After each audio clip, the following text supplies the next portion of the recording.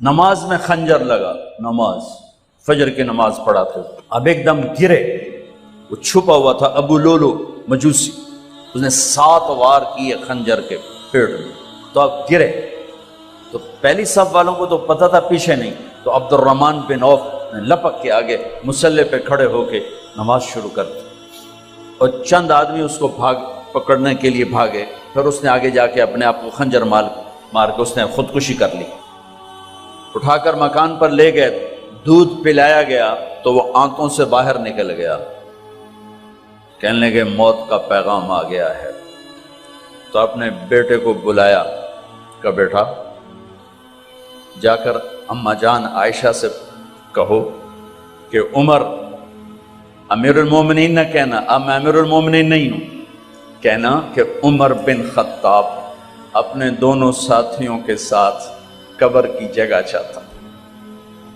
اگر مجھے اجازت مل جائے تو مجھے وہاں دفن کرنا، اگر اجازت نہ ملے تو مجھے عام قبرستان میں دفن کر دینا۔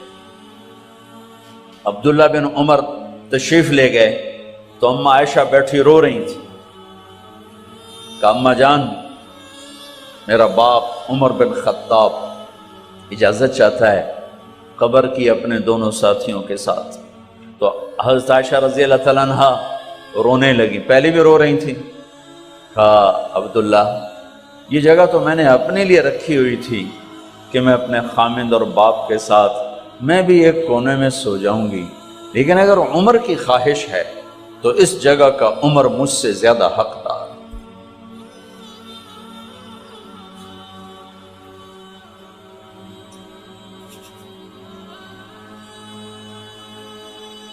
بیٹے نے آ کر کہا ابا جان مبارک ہو، اجازت ہو گئی، کہا بیٹا ہو گئی، لیکن جب میری میت اٹھاؤ تو دروازے پر جا کر رکھنا اور ایک دفعہ دوبارہ پوچھنا، ہو سکتا ہے میرے شرم میں اجازت دی ہو اور میرے مرنے کے بعد انکار فرما دیں، تو ایک دفعہ دوبارہ پوچھنا، اس وقت بھی اجازت ملے تو پھر لے جانا ورنہ واپس لے جانا۔ حضرت علی اور حضرت حسن تشریف لائے جس دن انتقال ہو رہا ہے، تو گھبراہٹ دیکھی تو حضرت علی نے فرمایا عمر موت سے ڈر گئے ہو؟ کہ نہیں موت سے نہیں ڈرا، موت کے بعد کیا ہوگا اس سے ڈر گیا۔ یہ کون کہہ رہا ہے؟ میرے بعد کوئی نبی ہوتا تو عمر ہوتا، یہ وہ کہہ رہا ہے۔ یہ کون کہہ رہا ہے؟ آپ نے کہا آج رات میں جنت میں گیا تھا، میں نے ایک بڑا خوبصورت محل دیکھا، سونے چاندی زمرد یاقوت موتیوں کا، میں نے کہا یہ کس کا ہے؟ تو مجھے کہا گیا یہ آپ کے غلام عمر بن خطاب کا ہے۔ کون کہہ رہے ہیں؟ موت کے بعد جو ہوگا اس سے ڈر رہا ہوں۔ کہ آپ مسجد میں انٹر ہوئے، مسجد میں ایسے لوگ تھے، ادھر ابو بکر تھے اور ادھر عمر تھے، ہاتھ دیو، آپ نے یوں ہاتھ پکڑ لیے، دونوں کے ایسے ہاتھ پکڑ لیے، ادھر ابو بکر ادھر عمر، کہ مجھے دیکھ رہے ہو؟ کہ جی، کہ قیامت کے دن میں ایسے اٹھوں گا کہ میرے ادھر ابو بکر ہوگا اور ادھر میرے عمر ہوگا۔ یہ عمر کہہ رہے ہیں موت سے نہیں ڈرا ہوں، موت کے بعد کیا ہوگا اس پہ ڈر رہا ہوں۔ تو حضرت علی نے فرمایا کیوں ڈرتے ہو؟ میں گواہی دیتا ہوں، میں نے کئی دفعہ اللہ کے محبوب سے سنا کہ جنت کے بڑی عمر کے، ایک تو نا جنت کے نوجوانوں کے سردار، وہ تو حسن حسین ہیں، میں نے کتنی دفعہ سنا اللہ کے نبی سے کہ جنت میں بڑی عمر کے لوگوں کے سردار ہیں ابو بکر اور عمر۔ تو آپ نے کہا قیامت کے دن گواہی دو گے؟ آپ نے کہا، حضرت علی نے کہا میں بھی گواہی دوں گا، میرا بیٹا حسن بھی گواہی دے گا۔ وہ حضرات تشریف لے گئے تو موت کی آہٹ کو محسوس کیا تو بیٹے کی گود میں سر تھا عبداللہ بن عمر کا، بیٹا مجھے زمین پہ لٹا، انہوں نے یہاں سے ہٹا کر یہاں سر رکھ دیا. وہ حق سنا نہیں کیا کہہ رہا ہوں, زمین پہ ڈال دے. ان کا جی نہیں چاہ رہا تھا, کیا کہہ رہا ہوں, زمین پہ ڈالو. انہیں آگے کر دے, خود پیچھے اٹھ, اپنا چہرہ مٹی میں یوں رکھ دیا اور مٹی میں منہ ملنے لگے ایسے, اور کہہ رہا ہے ویل لک یا عمر ان لم یغفر لک عمر ان لم یغفر لک ربک. اے عمر, اگر تیرے رب نے آج تجھے معاف نہ کی تو تو ہلاک ہو. ویل لک ولأمک ویل لک ولأمک یا عمر ان لم یغفر لک ربک. عمر, اگر آج تجھے اللہ نے معاف نہ کی تو تو ہلاک ہو. اتنے بڑے مقام والے 1,24,000 میں ایک آدمی ہے مراد, جس سے مانگا گیا ایک آدمی.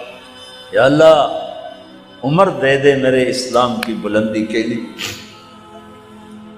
وہ کہہ رہے ہیں ویل لک یا عمر ان لم یغفر لک رب.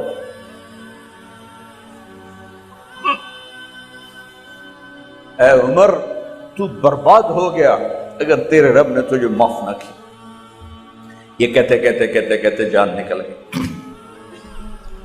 صہیب رضی اللہ عنہ نے آپ نے وصیت فرمائی تھی میرا جنازہ صہیب پڑھائے, رومی.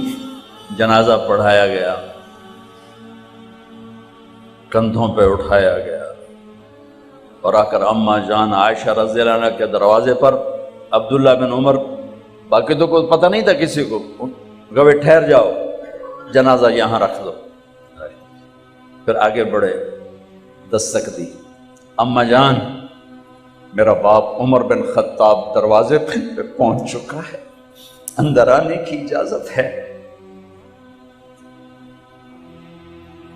تو اماں جان عائشہ نے فرمایا مرحبا بعمر. ہم عمر کو خوش آمدید کہتے, اور باہر تشریف لے گئیں. وہیں حجرہ مبارک میں قبر کھودی گئی. تو عبداللہ بن عباس فرماتے ہیں کہ میرے کندھے پر کسی نے ہاتھ رکھا, تو میں نے یوں پیچھے مڑ کے دیکھا تو جناب امام المتقین حضرت علی کھڑے ہوئے رو رہے تھے اور فرما رہے تھے عمر مجھے پتا تھا تیرے سوا یہاں کوئی نہیں آ سکتا, مجھے پتا تھا یہاں تو ہی آئے گا اور کوئی نہیں آ سکتا, چونکہ میں نے ہزاروں دفعہ سنا خرجت انا و ابو بکر و عمر دخلت انا و ابو بکر و عمر. میں نے ہزاروں دفعہ اپنے نبی کی زبان سے سنا میں اور ابو بکر عمر گئے تھے, میں اور ابو بکر عمر آئے تھے, میں اور ابو بکر عمر اندر گئے تھے, میں اور ابو بکر عمر باہر گئے تھے. میں نے اپنے نبی کے نام کے ساتھ تجھے اور ابو بکر کو اتنا سنا ہے کہ کسی کو نہیں سنا, لہذا مجھے پتا تھا تو اسی جگہ پہ آئے گا, تیری یہی جگہ ہے. میرے بھائی بہنوں, یہ وہ لوگ ہیں جنہوں نے رضی اللہ عنہ کا ٹائٹل جیتا اور پھر روتے روتے مر گئے. مجھے کیا خبر کیا ہونے والی, اب کو کیا خبر کیا ہونے والی. بے شک میرا رب رحیم ہے, اس کے رحم کے تو فعلی کام بنے گا. کیڑیاں تقریراں تے کیڑے علم, کیڑیاں نمازاں تے کیڑیاں تجدہ, کم تو اس کی رحمت پر بنے گا, پر یہ اعمال اس کی رحمت کو لینے کا راستہ ہیں. یہ بھی ٹھیک نہیں ہے کہ اللہ غفور الرحیم ہے آپ ہی معاف کرے گا. یہ یزید اور حسین کو برابر تو نہ کر. آل رسول کی بوٹی بوٹی نوچ دی جائے اس کی رضا کو ڈھونڈنے کے لیے. وہ نہیں کہہ سکتے تھے اللہ بڑا غفور الرحیم. اس لیے بھائی بہنوں, معاملہ بے شک اللہ کی ذات سے ہے, بڑا کریم ہے, آنسو دیکھنا چاہتا ہے, ندامت دیکھنا چاہتا ہے. کون ہے جس سے گناہ نہیں ہوتا؟ کون؟ میں اسے انسان ماننے کے لیے تیار نہیں. یا تو وہ کوئی فرشتہ ہے یا نبی ہے. نہ نبی آ سکتا ہے نہ ہم فرشتے ہیں. وہ انسان ہی نہیں جس سے خطا نہ ہو.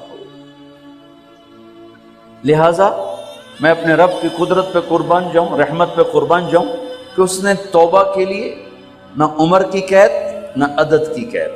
ابھی تو 60 سال کا ہو گیا ہے، 70 سال کا ہو گیا، اب تیری کوئی توبہ نہیں، آخری سانس میں آ جا قبول ہے. ابھی تیری 100 دفعہ ٹوٹ چکی ہے توبہ، اب 101 دفعہ قبول نہیں، 1 کروڑ دفعہ توڑ کے آ جا قبول ہے.